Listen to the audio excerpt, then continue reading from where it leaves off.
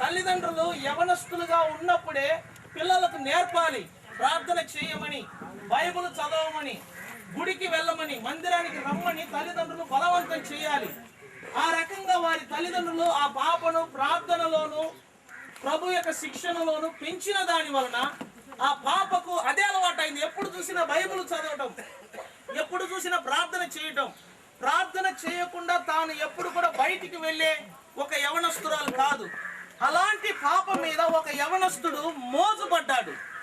అందువలన ఆ యవనస్తుడు ఆ పాపను ప్రతిరోజు వెంటాడుతూ, నిన్ను నేను ప్రేమిస్తున్నాను, నా ప్రేమను అంగీకరిస్తే నేను నిన్ను పెళ్లి చేసుకుంటానని హిందువుల కుటుంబానికి చెందిన ఒక యవనస్తుడు ఈ పాప వెంటబడుతూ ఉన్నాడు. కానీ ఈ పాప అంటది నేను యేసు ప్రభువును తప్ప మరి ఎవరిని కూడా ప్రేమించను. నా తల్లిదండ్రులు ప్రార్థించటం నేర్పారు, బైబిల్ చదవటం నేర్పారు, కానీ ప్రేమించటం నాకు నేర్పలేదు. అందువలన నాకు యేసు ప్రభు అంటే తప్ప మరి ఎవరంటే ప్రేమ లేదని ఈ పాప ఆ యవనస్తుడితో ఆ పిల్లని ఎలాగైనా చేసుకోవాలి, ఆ పాపను ఎలాగైనా తన వైపు మళ్లించుకోవాలని ఈ అమ్మాయి కొరకు వాడు ప్రతిరోజు కక్ష పెంచుకున్నాడు. అలాంటి సందర్భంలో కేరళ రాష్ట్రం నుండి ఒక మాంత్రికుడు ఆ పట్టణానికి క్రైస్తవులను బాధ పెట్టాలన్న ఉద్దేశంతో వాడు చెన్నై పట్టణానికి వచ్చాడు. ఒకరోజు వాడు వెళ్తున్న మార్గంలో పాస్టర్లు కొంతమంది చేరి యేసుక్రీస్తుని గురించి సువార్త ప్రకటిస్తున్నారు. ఆ సందర్భంలో వీడేం చేశాడంటే అక్కడికి వెళ్ళి తన చేతిలో ఒక దొడ్డు కర్ర ఉంటే ఆ కర్రను వారి ముందు అలా పడవేశాడు. ఎప్పుడు ఆ కర్ర వాళ్ళ ముందు పడిందో ఆ కర్ర పాముగా మారింది. ఎప్పుడు ఆ కర్ర పాముగా మారిందో అక్కడున్న పాస్టర్లందరూ కూడా అయ్యో పాము అని భయముతో పరిగెత్తడం మొదలుపెట్టారు.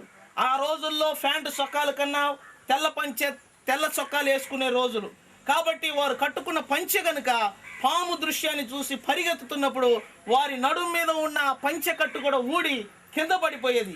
ఆ కింద పడుతున్న దృశ్యాన్ని చూసి మాంత్రికుడు హేళన చేయటం, ఎగతాళి చేయటం, ఈ రకంగా వాడు క్రైస్తవులను బాధ పెడుతూ ఉన్నాడు. ఆ గుంపులో ఈ యవనస్తుడు మాంత్రికుడు చేసిన ఆ శక్తిని చూసి ఆ మాంత్రికుడు దగ్గరికి వచ్చి, అయ్యా నేను ఒక అమ్మాయిని ప్రేమిస్తున్నాను, ఆ అమ్మాయి ఒక క్రైస్తవురాలు, నా ప్రేమను ఆ అమ్మాయికి తెలియచేశాను, కానీ ఆ పాప నా ప్రేమను తృణీకరిస్తుంది.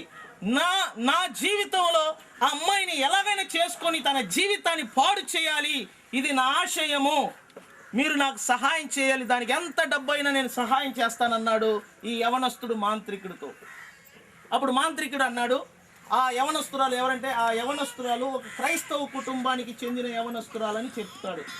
ఈ మాట ఎప్పుడు ఆ మాంత్రికుడు విన్నాడో వెంటనే ఆసక్తితో, నేను నీకు సహాయం చేస్తాను, నువ్వు నాకు డబ్బులు ఇవ్వాల్సిన పని లేదు, ఆ క్రైస్తవ కుక్కను నీ ముందు పడేటట్టు నేను చేస్తాను, కానీ నేను చెప్పినట్టుగా నువ్వు 2 కార్యాలు చేయాలి. ఒకటి, ఆ అమ్మాయి తల దూవుతున్నప్పుడు తలలో నుండి రాలుతున్న ఎంట్రుకలను తీసుకురావాలి. 2, ఆ అమ్మాయి నడుస్తున్నప్పుడు తన పాదములో ఉన్న ఆ యొక్క మట్టిని తీసుకురావాలి. ఈ 2 వస్తువులు నువ్వు తీసుకొని పలానా రోజు పలానా చోటుకు వస్తే నేను అమ్మాయి కొరకు మంత్రం చేస్తాను, ఆ మంత్రము ఫలించినప్పుడు ఆ అమ్మాయి తనంతట తాను నీ వద్దకు వచ్చేటట్టుగా నేను చేస్తానని ఈ మాంత్రికుడు శపథం చేశాడు. మాంత్రికుడు చెప్పినట్లుగా కొన్ని వారాలు శ్రమపడి ఈ యవనస్తుడు ఆ అమ్మాయి తల వెంట్రుకలను తీసుకొని వచ్చాడు. అమ్మాయి నడుస్తున్నప్పుడు ఆ పాదములో ఉన్న ఆ యొక్క మట్టిని తీసుకొని వచ్చి మాంత్రికుడికి ఇచ్చాడు. ఈ మాంత్రికుడు ఏం చేశాడంటే, ఈ రాత్రి నేను నీ కోసం ఒక మంత్రం ప్రారంభించబోతున్నాను. ఆ మంత్రం ఏంటంటే 2 నిమ్మకాయలు తీసుకున్నాడు. 2 నిమ్మకాయలు నా బాబుకు చూపించి, బాబు ఒక నిమ్మకాయ నీవు, ఇంకొక నిమ్మకాయ ఆ అమ్మాయి. నేను మంత్రం చేస్తున్నప్పుడు నిమ్మకాయగా నిన్నుగా ఎన్నుకున్న ఈ నిమ్మకాయ వైపు ఆ అమ్మాయిగా ఎన్నుకున్న ఈ నిమ్మకాయ తనంతట దొల్లుకుంటూ దగ్గరికి వస్తుంది. దాని అర్థం ఏంటంటే, ఈ నిమ్మకాయ ఎలాగా ఈ నిమ్మకాయ దగ్గరికి వస్తుందో అలాగనే మంత్రం పూర్తి అయిన వెంటనే ఆ అమ్మాయి నిన్ను వెతుక్కొని వస్తుంది అని మంత్రికుడు చెప్పాడు. మంత్రంలో కూర్చున్నాడు మాంత్రికుడు. మంత్రంలో కూర్చొని ప్రారంభించాడు మంత్రాన్ని కొనసాగిస్తున్నాడు.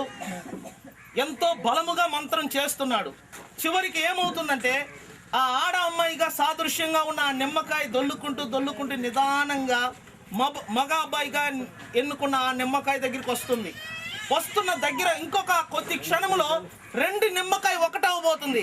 ఆ సమయంలో చూడండి, అక్కడ అమ్మాయి ఇంట్లో మోకాలు ఉని కన్నీళ్లతో ప్రార్థన చేస్తుంది.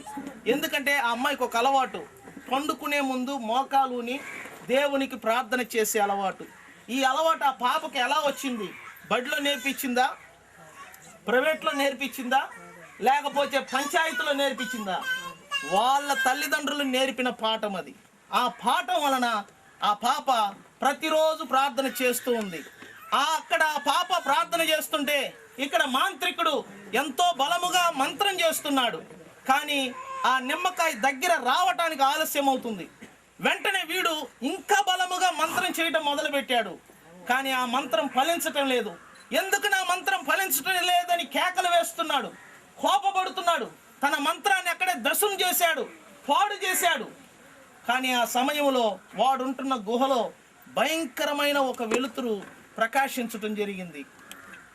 ఆ వెలుతురు చూస్తున్నప్పుడు కొన్ని వేల ట్యూబ్లైట్ కలిసి వెలిగితే ఎంత వెలుగు వస్తుందో అంత వెలుగు ఆ గుహ నిండా రావటం జరిగింది. ఆ వెలుగును చూసినప్పుడు మాంత్రికుడు భయపడిపోయాడు. వెంటనే ఆ వెలుగును చూసి మాంత్రికుడు అంటున్నాడు, ఈ వెలుగేంటి? నా జీవితంలో ఎన్నడూ నేను చూడని వెలుగు ఇది. ఈ గుహలో వెలుతురు లేదు, కరెంటు లేదు. ఇలాంటి గుహలో ఈ ట్యూబ్లైట్ వెలుగు ఎలా వచ్చిందని కేకలు వేస్తున్నప్పుడు ఆ వెలుతురులో నుండి ఒక శబ్దం వినబడుతుంది. ఏమిటి ఆ శబ్దం అంటే, నాయనా నువ్వు బాధ పెడుతున్నది ఎవరిని తెలుసునా?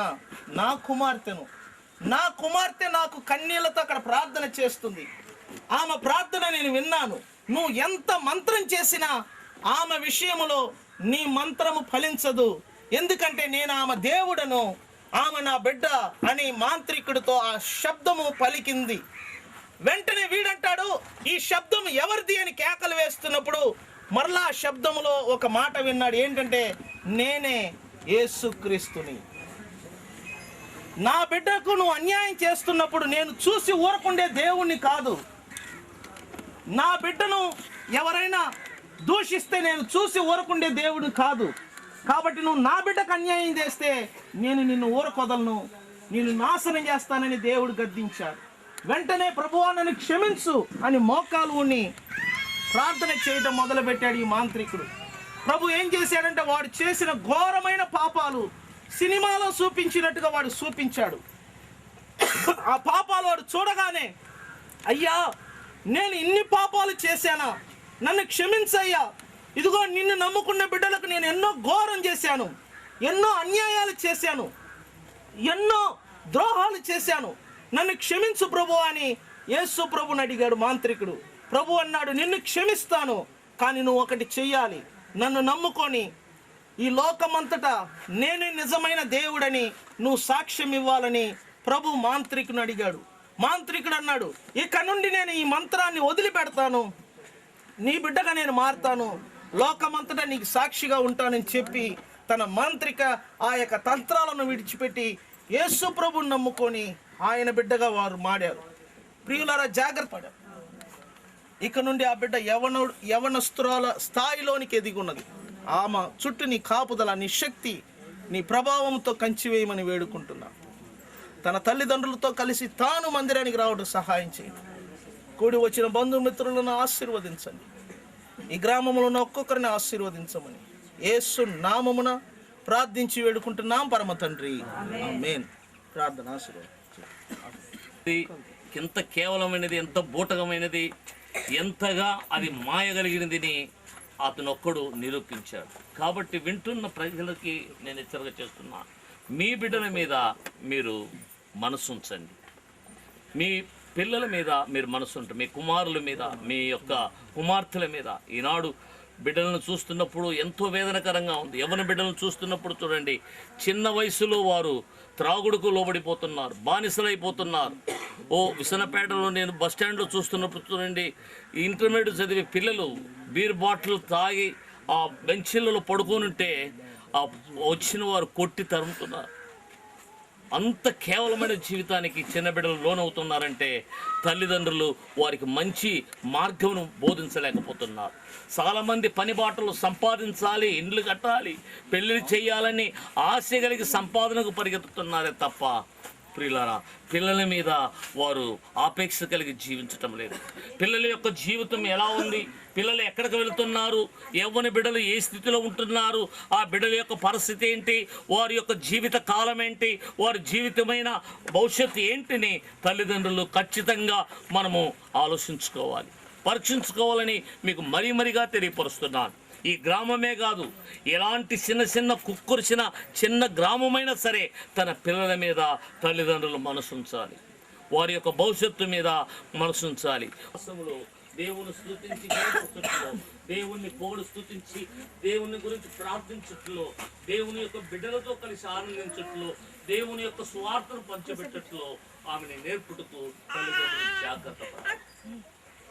ఈ సంతోషంలో అది రెట్టింపు సంతోషముగా ఆ బిడ్డల్ని నడిపించే భావము మార్గమును మనం మీరు నేర్చుకోవాలని మీకు తెలియపరుస్తున్నాను. వారికి మాత్రమే కాదు, తల్లి తండ్రిగా ఉండే పిల్లలకు కలిగిన వారందరికీ కూడా అదే హెచ్చరిక చేస్తున్నా. మీ బిడ్డల్ని జాగ్రత్తగా చూసుకోండి, మీ బిడ్డల్ని జాగ్రత్తగా మీ యొక్క సత్యములో, మీ యొక్క దేవుని యొక్క పాద సన్నిధికి, మీ గ్రామంలో మందిరాలుగా నడిపించండి. మందిర సావాసములో వారిని నడిపించినప్పుడు ఖచ్చితంగా మీరు నేర్చుకుంటారు.